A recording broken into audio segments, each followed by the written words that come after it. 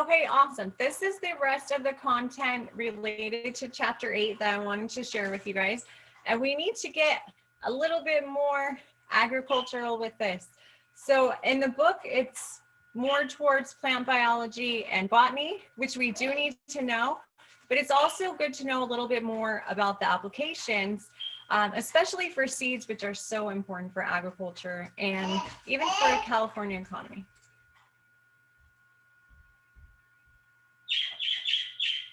All right, this is a lecture that I got from David Clough, and he used to be the agriculture department chair at Bakersfield College.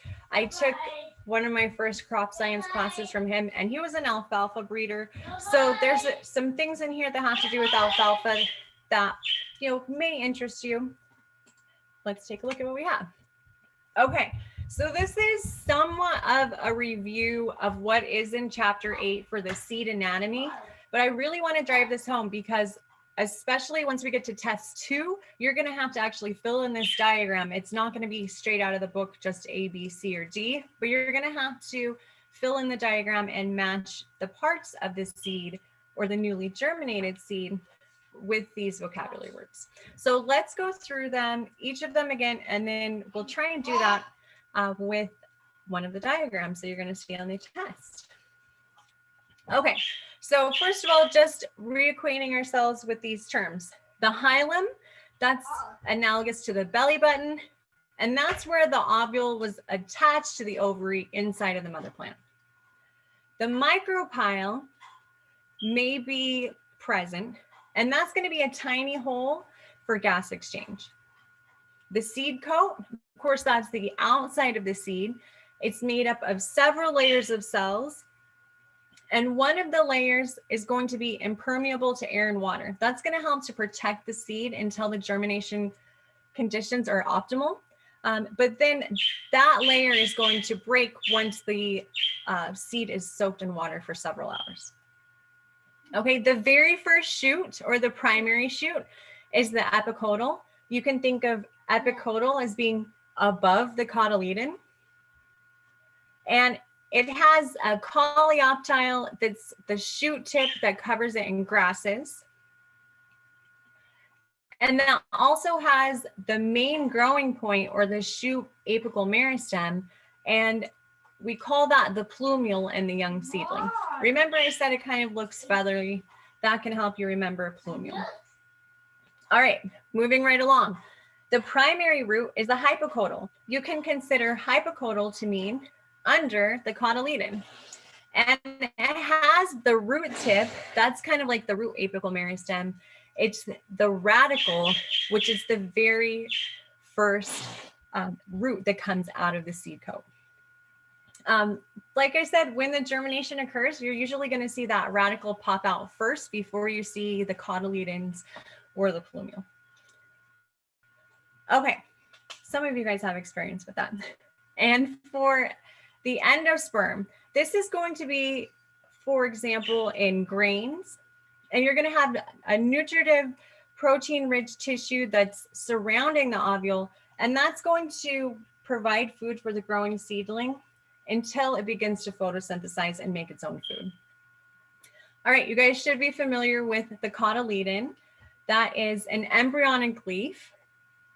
And if the endosperm is missing or lacking, in some cases you'll have fat cotyledons that are going to be protein rich, say maybe in a pea plant or a bean plant. And those are going to serve the same purpose. They'll provide a little bit of food for the plant while it's waiting to begin photosynthesizing. Okay, the primary leaves, those will be the first leaves, and you'll see on either side of that primary shoot or the plumule, or the apicotyl, which contains the plumule, I should say, there are going to be tiny nodes on either side. So let's take a look. All right, so this one is an example of a castor bean, but this one has endosperm. And it's kind of hard to think about, what does this thing look like when it's opened up? But let's take a look. This one is still obviously, completely encased in the seed coat. And we have our two cotyledons here. very thin, because in this case, the stored food is in the endosperm. Okay. And then the epicaudal, which contains the plumule, is just above the cotyledons. Okay. And you can see they attach right here. The epicaudal is just above it. Just below that, we have the hypocaudal, which is also the radical axis, or where the radical is going to emerge from. And everything is just really tiny in this embryonic form. All right, so this one is a little bit trickier. And typically we do this as a group activity, but I want you guys to pay really close attention to this one. This is the one that's going to come up on the second exam. And it looks a little bit different here. This one is tricky. We just had a bean and it had endosperm, but this one is a dicot seed that's a bean, maybe more like a pinto, like Phaseolus vulgaris, and it lacks endosperm. Okay, so first of all, of course, we're going to have our seed coat here. I'm going to go from top to bottom here on the right side. And then here is the hilum. And it kind of resembles somewhat a belly button. Remember, that's where it was originally attached to the mother plant. Here is the micropyle. It's a small pore where water or gas can enter. And then let's go on to the left side.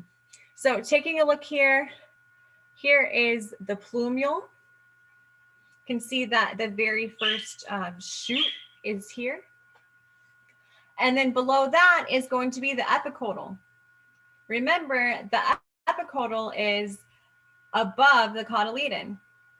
So this is where it gets a little tricky. We can see here where the cotyledon is attached just below the epicaudal. But then what is this structure here that has the stored food? We know that it's not the endosperm. Okay, well, if you guess that it's the cotyledon, then you are correct. And it's hard to discern here because we're looking at just one side of the bean. So we can't see that. It's almost like butterfly wings. The other cotyledon is just folded up there. And once this thing germinates, then both of those cotyledons will unfold. And basically, they're just stuck together, almost like if you had two pieces of paper and you did a cutout of a bean shape, you come out with two bean-shaped cotyledons. All right, I hope you guys get the idea. Just below the cotyledons, we find our hypocaudal. Okay, here's the cotyledon, has the stored food. Below that is the hypocaudal. And then finally, our very first primary root is the radical, right here at the bottom.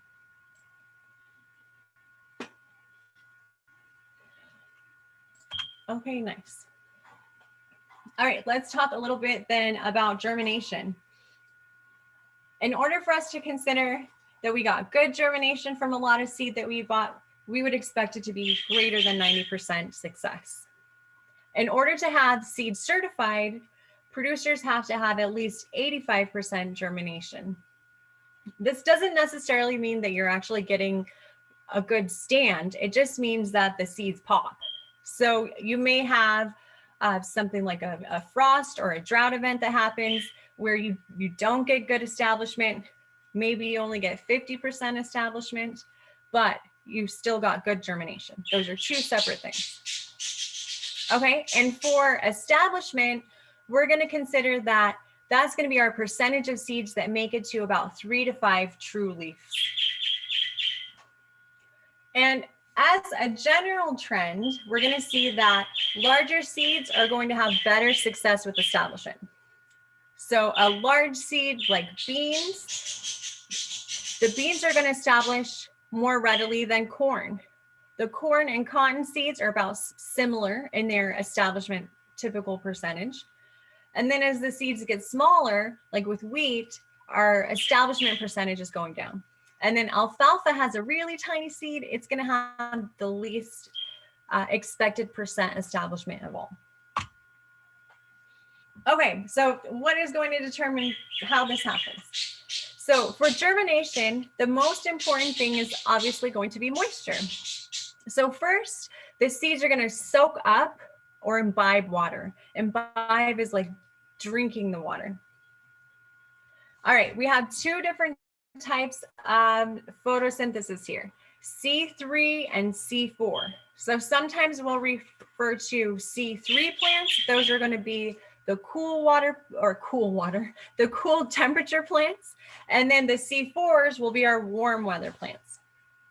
All right, so for the C3s, they're going to germinate once they have 50 to 75% water by weight. Okay, for our C4s, they're going to germinate with a little bit less water. They need more than 25 to 35% water by weight of the seed.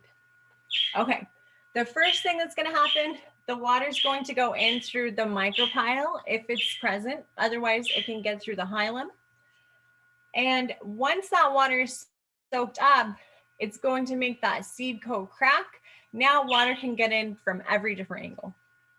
It's going to make it to the embryo by diffusion, and that's just getting it started. So if it dries out after the seed coat is cracked, it's not going to survive. Now at this point, it's going to need free moisture in the soil from that point on in order to continue its life and growth. Okay, so for our dry seeds, we're not going to have that much oxygen that's taken up. We'll have a little bit of slow diffusion through the micropyle. And once the water is taken in, now of course the seed's exposed to gas as well. The temperature at which germination will occur is going to be between 32 Fahrenheit, that's freezing, all the way up to 120 degrees Fahrenheit. For our minimums, our cold water plants, sorry, I keep saying that, our cold weather plants are going to start just at freezing. One thing that's interesting about this with the C3s is that in the Midwest, sometimes they will actually broadcast seed by air onto the snow or onto a frozen surface of the field. And then once the snow or ice melts, the seed will germinate. So that is for our cool weather plants. Then the C4s are going to start from 50 degrees Fahrenheit. So you're not going to get like your corn or sorghum to germinate at freezing. Now the optimums is going to be a range for our C3s between 60 and 80 degrees Fahrenheit. And then for our C4s, usually about 90 degrees Fahrenheit is going to be optimum for germination. So you can see here that at 90 degrees Fahrenheit, you're going to have a little less water that's probably available. So that's why there's a lower water requirement for germination for the C4s. They're going to germinate in a different season. Now, if the temperature is too cold for optimum growth, then the germination is going to be slow. And if the plant is growing too slowly, bacteria and fungi grow really quickly and they'll just take over.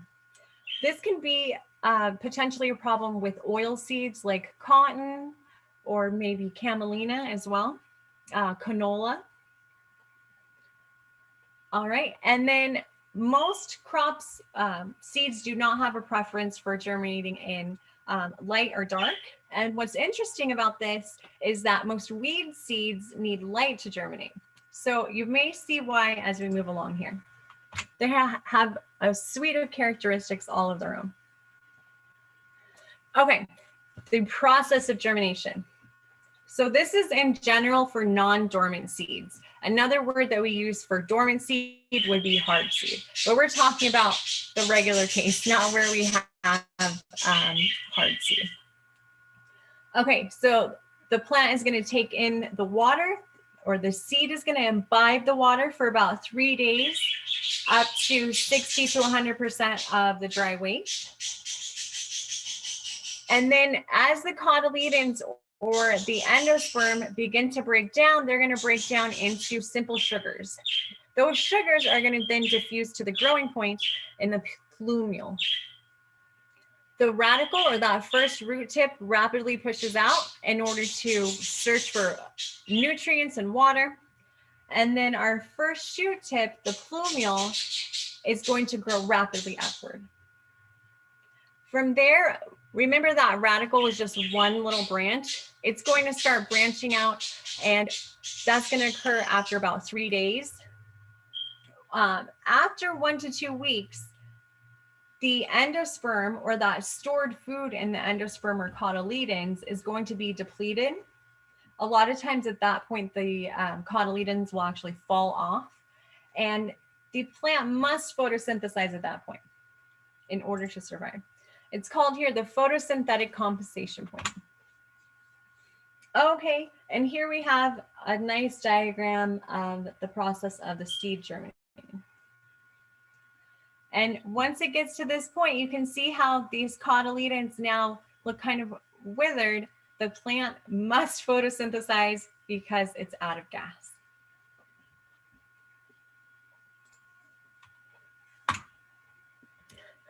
I wish I could hear your laughter, but my audio is not working so well. Okay, now for seed quality, let's take a look at what are the important factors related to seed quality. All right, so if you have broken seed, but the embryo is still intact, the seed will still germinate, I should say. However, there's a greater chance of infection. These are going to be considered low quality seeds if they're broken. However, you can treat them with fungicides like Apron, and that will help to control the bacterial or fungal diseases that can affect seedlings. And we'll talk about that a little more as we go along. Also, the problem is if our seed coat is broken, then we're going to have less of that endosperm potentially to allow the plant to grow up to that photosynthetic compensation point. So it has less of a chance at the outset. Okay, maturity is important. If we have seeds that are harvested when they're immature, they're typically going to be smaller. They're going to have lower nutrition to allow them to actually get started when they germinate. And for that reason, they'll have a lower survival rate. Okay, so typically we use a pounds per acre value to plant our seed rather than saying like you need 1,000 seeds per acre. We could say you need 1 pound per acre or 10 pounds per acre. And that helps to compensate for some of this problem where the seeds may not all be the same size. Okay, and then although the plant seed is, not metabolizing very quickly, the seed is alive. So gradually, as it's being stored even, that nutritive tissue will get used up. And so if a seed is too old, that's not considered quality either. All right, and particularly in humid areas or if storage conditions are not ideal, we can have moldy seed, and that's going to reduce germination and survival. Basically, you're already starting out infected from the beginning. Whew. And that doesn't look so good. Here's an example of broken and moldy pinto beans. So not ideally what you would want to purchase. Okay, so we hinted at this a little bit before, and let's talk about seed dormancy. So this is when you're going to have mature seed. All of the conditions are optimal, temperature, moisture, but the seed still doesn't germinate until some time has passed. So with legumes, this can be caused by hard seed. And with alfalfa and clovers, this can be a problem. The seed is so hard that it's impermeable to water. There are some after ripening treatments that may be required. You may have some chemicals in the seed, particularly gibberellic acid, which you'll be hearing more about in the next couple of weeks. And the gibberellic acid is in equilibrium with abscisic acid. The gibberellic acid is required for germination, but if the abscisic acid concentration is too high, then you have to either wait for those chemicals to break down, or sometimes there are treatments that can be performed. Examples that we have here. So the oats, they're giving an example here, stored at 100 degrees Fahrenheit for 3 months. And then the high temperature is going to kill off most molds as well as take care of that dormancy problem. So that way the oat seed will germinate readily. Okay, for wheat seeds, it would be stored 1 to 3 months at room temps or just above freezing for 5 days. Okay, now sometimes if you excessively heat or dry the seed, you can induce a secondary dormancy. Oh no, just problems on top of problems here. Okay, so this is particularly a problem with small grains like our oats or wheat or even cotton. But then taking them back to the proper temperature, restoring them to normal for a time, will then allow the seeds to become viable and germinate again. Okay.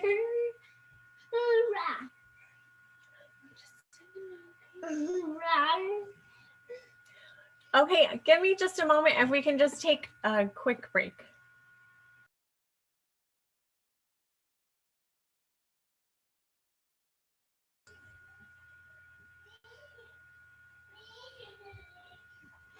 Okay, so taking a look at why this can potentially be a problem out in the field.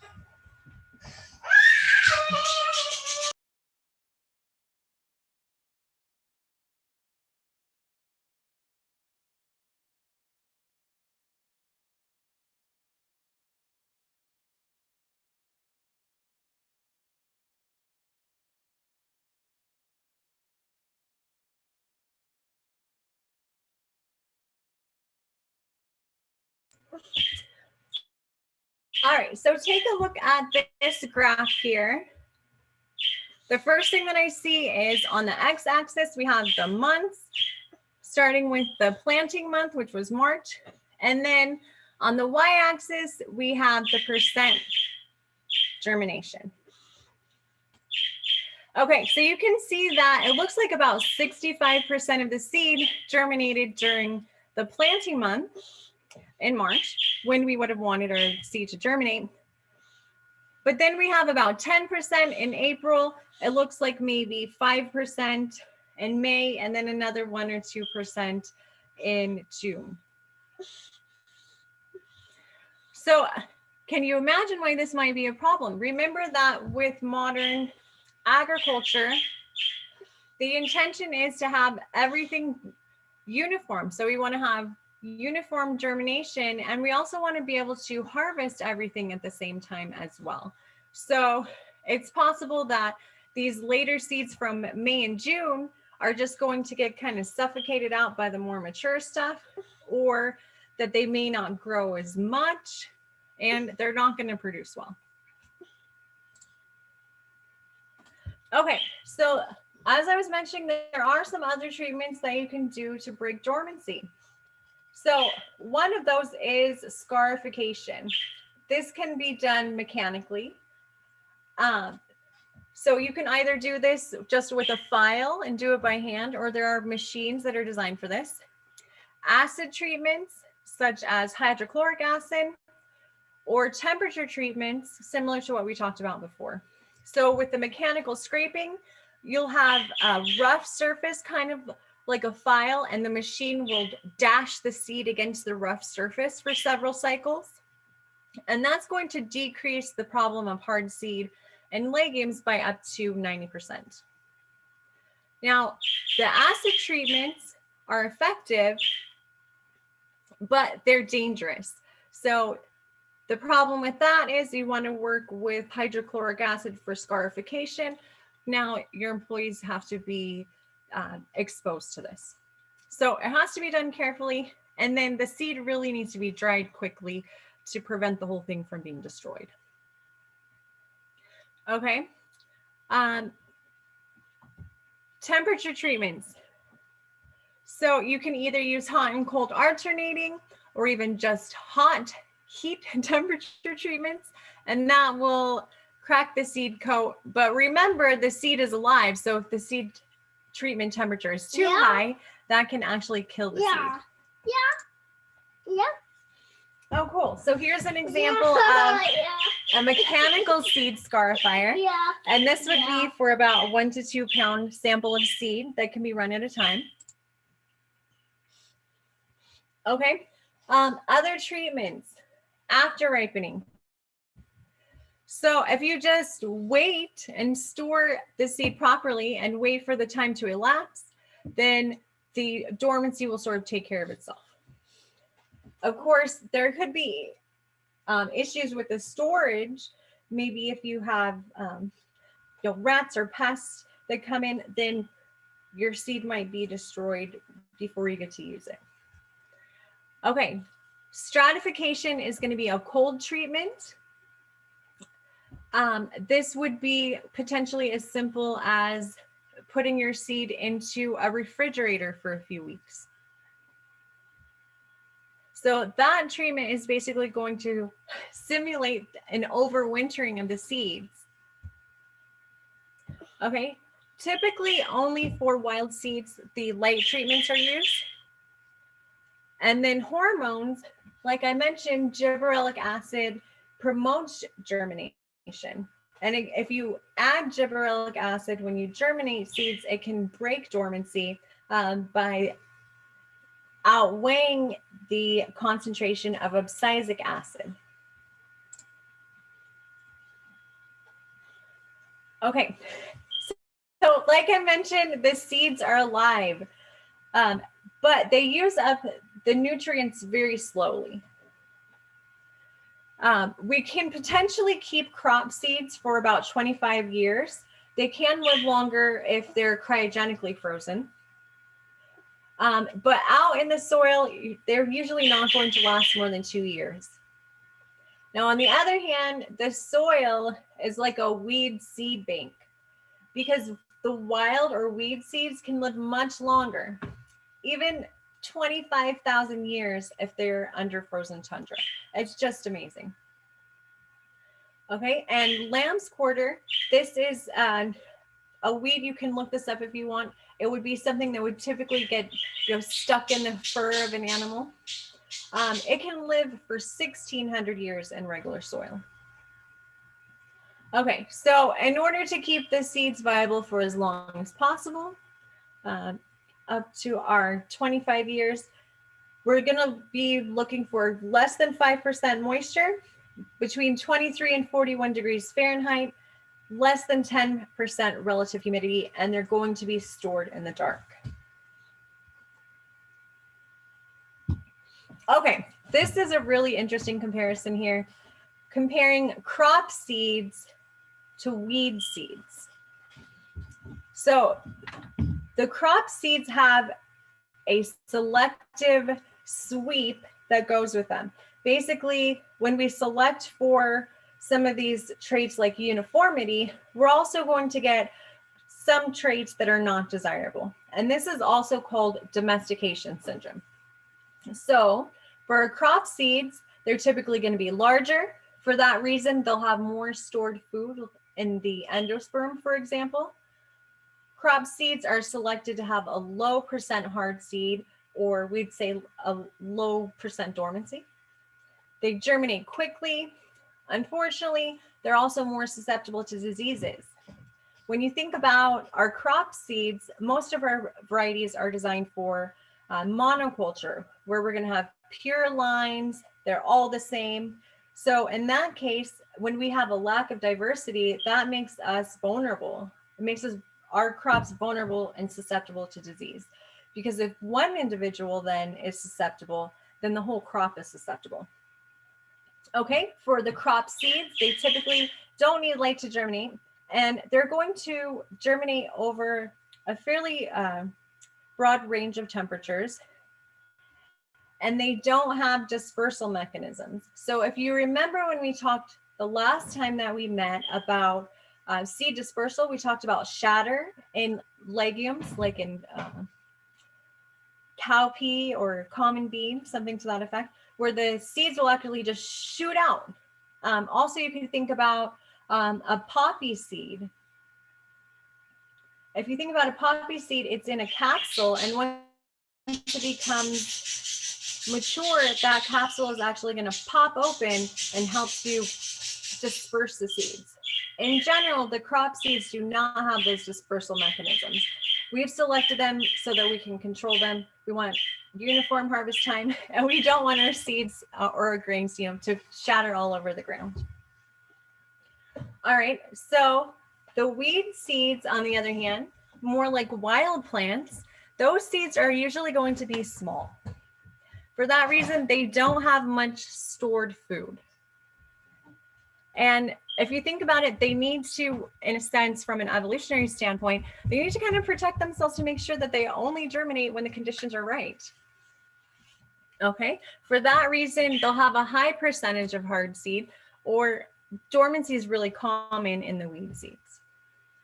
They'll germinate slowly, but interestingly, they're less susceptible to diseases, often because, for example, with our landrace varieties, they're more like a small family of siblings. So you'll have very similar plants, but there's some diversity that's built in there. So that's one reason why they'll be less susceptible to disease. Another thing, though, is that the weeds and wild plants will often produce like more irritants and alkaloids, or just substances that make them not very tasty, right? And that also will protect them from fungi or other diseases. Okay, the weed seeds, we said they persist for a long time in the soil, even up to 25,000 years. Okay, but they may be sensitive to light in terms of their germination.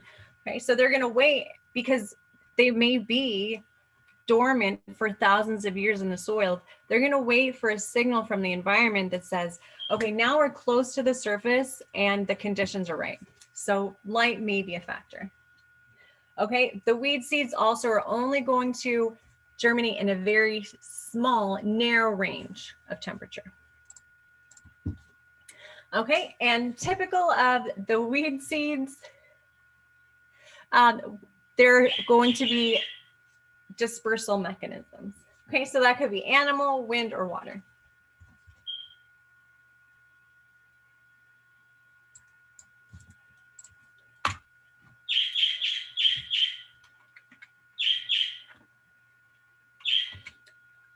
Okay, cool. I do want to talk about the tags or the labels that are on the seeds, the bags of seeds that are purchased in California. Okay, so we'll have our common crop name, basically what's in the bag, and then the variety name. Then we'll have percent purity. So we're not expecting, to have inert matter or other seeds in there.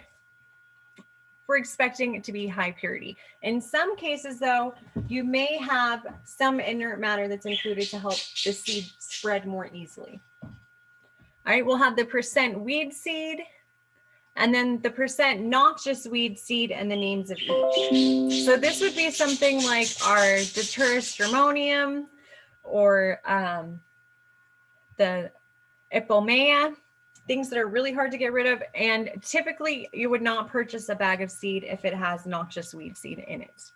It's got to be listed though, nevertheless. Okay, percent germination. Here they would do a test. So for example, you test 100 seeds, and then the number that you get out of 100 that germinate within your time period that you're expecting, that's your percent germination.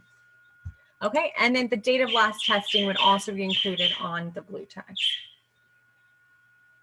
Okay, so there are agencies that certify and inspect seed. And if you think about how a variety is actually created from when the cross is made and the first seeds are made, it goes through these different levels of seed multiplication. So you start out with the breeder's seed. So that's going to be the first generation, comes from the breeder, and it may only be a handful of seeds up to 20 pounds. From there, those seeds are going to be multiplied to create foundation seed. This will be your second generation. It is strictly isolated to prevent contamination from other varieties. So you want to make sure you don't have like another type of canola growing in your field. the contaminants, and you might have hundreds to thousands of pounds. Next, it goes up to registered seed. This is the 3rd generation. Similarly, strict isolation, and you'll have thousands up to millions of pounds. Next, finally, is the seed that you and I actually purchase, and that's certified seed. It is subject to inspection, and you might have up to millions of pounds, but here the production is not as strict.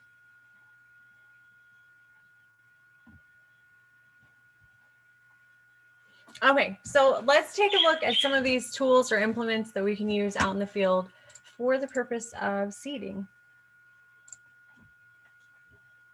Okay, one type is broadcaster. So I mentioned that seed can actually be broadcast or just spread right over the surface by airplanes.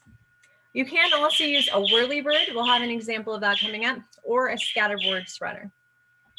Now, a grain or a seed drill is going to have a disc opener that will open up the soil, and then the seed is dropped from a seed box or a hopper on the back, and then it'll go down a tube right into the disc opener.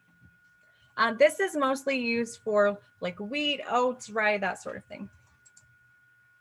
But you can also use it for peas or legumes. And oh, here's the example of the grain drill on the upper left. So you can see the seed hopper, and then these little wheels right here, these are actually the disc openers. Cool, you can see a zoomed in version too. Okay, and then the whirlybird is a type of broadcast seeder. And we actually have one of those at the Pierce farm. Okay, so moving along on the other types of tools that you can use. So row planters, these are typically going to be for crops that are between 20 to 48 inches apart in terms of the row spacing. Some examples, you might have corn, sorghum, or beans. The row planters also have disc openers that will open up the soil, and then as the wheel goes over, it will close up the hole. And here, it's going to be similar to the grain drill, but you will use different plates, and the holes in the plates are going to be the size just to fit one seed at a time. So depending on the crop that you are seeding, you might either adjust those holes or change out the plates entirely. If you think about a fairly large seed like beans or corn versus something really small like camelina or alfalfa, you could see where you might need a different plate because a lot more seed is going to come through if it's smaller. Okay, so for the vacuum or air planters, these are going to be mostly used for vegetable row crops, and these are a little bit more pricey. Okay, so they have the disc opener, but here there's actually going to be suction that's going to bring the seed down the tube. Okay, so these are more expensive and they're used for high value crops. Oh, cool. So here we have a vacuum plate on a row planter. This one looks like it's just for a single row on this air planter. And then we have all of these separate planter or separate hoppers on the bottom row planter. This is really cool because you could potentially do intercropping and depart from monoculture. So for example, you could grow, say, 4 rows of regular cabbage, and then grow 4 rows of the purple cabbage, and then change it up to another green. So if you guys have seen that maybe out in the field or while you're passing by at a farm, they're typically going to be planted with one of these row planters. Another thing that's sometimes used, it's still used in West Africa a lot, and it was popular in the Midwest, would be to intercrop with a legume and a grain like corn. So for example, you could do corn and cowpea or sorghum with cowpea, and having these separate little hoppers makes it possible to switch it up a little bit. Okay, So when is the right time to plant? This is one of the reasons why we need to know a little bit more, whether we're thinking about growing for food or growing for landscape. Okay, so in general, our C4s or warm weather crops are going to be planted spring to summer, and the soil needs to be about 70 degrees Fahrenheit. For our C3s, in warmer areas like where we are, they're going to be planted fall through winter. Planted at least 30 days before hard frost. So for example, if we wanted to do a fall crop, then we would want to plant before December 1st, as an example. Okay. And also potentially the C3 crops could be planted in spring after the soil thaws, like what I mentioned in the Midwest, or they give the example of the Northern Great Plains, if it's cool or cold. So there's not too much that we can do in the middle of summer in California, Southern California, especially in the valley, but there's a lot of flexibility in terms of the different climates in the state, to the point where some crops can be planted somewhere at some time during the year. The other problem with the middle of summer, other than the heat, is that typically by that time, most of the water allocation is used up, and you'd only use summer crop if you happen to have a good year and you had some water left over. Okay, talking a little bit more about how much seed to put out. So in general, if you have poor soil conditions and you know ahead of time, then you're going to want to increase the number of pounds per acre of seed. In a drier climate, you would use less seed per acre. So in general, the forages, which are going to be harvested for animal feed or grazed by cattle or other livestock, they're going to be planted at higher rates than the row crops. So you want to plant a nice dense stand, and you'll actually wind up getting thinner stems because of the crowding, but the forage comes out to be higher quality. Irrigated areas are going to be more productive than the dryland areas. Dryland is only rain fed. So for that reason, we're going to seed heavier in our irrigated, because that's kind of like the dryland would be more like a drier climate. Okay, so if you're using a drill, which is more precise, then you'd seed lighter than if you were just broadcasting, in which case you'd seed more heavily. And with vacuum planters, they're even going to seed more lightly. So it kind of goes with the gradient of the precision of the machine, since the vacuum planters are the most precise. Okay, again, in general, taking a look at the depth of seeding. Okay, the larger seeds, they'll be planted at greater depths. So those are going to be things like our beans or corn. If you have a light texture soil, like a sandy soil, then you would plant deeper into the soil. If the soil is in clods, then you'd need to plant a bit deeper, because some seeds really need good contact with the soil in order to germinate.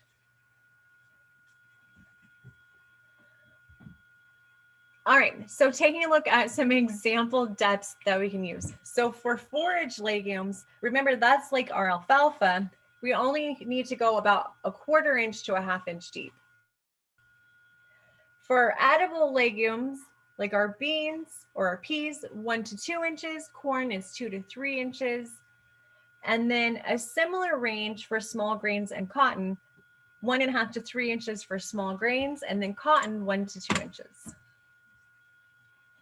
Okay, I told you I'd tell you a little bit more about fungicides, and these are often added to seeds.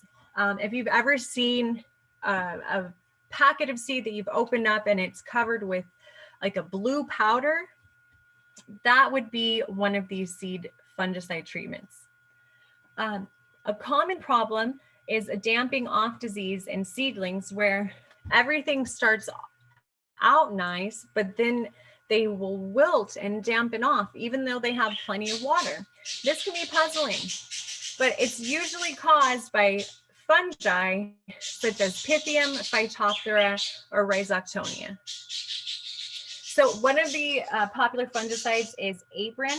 You also might see Allegiance or any of these other nasty things, Carboxin, or combinations of multiple fungicides. So these are to protect the seed, to make sure that when it reaches you that it's viable. Often that fungicide is going to be mixed with clay because it'll stick nicely to the seed and the dust as well. And then the reason why they have to be blue or, you know, like a bright yellow or bright green where it's obviously not natural is to make sure that the consumer can tell that the seed's been treated.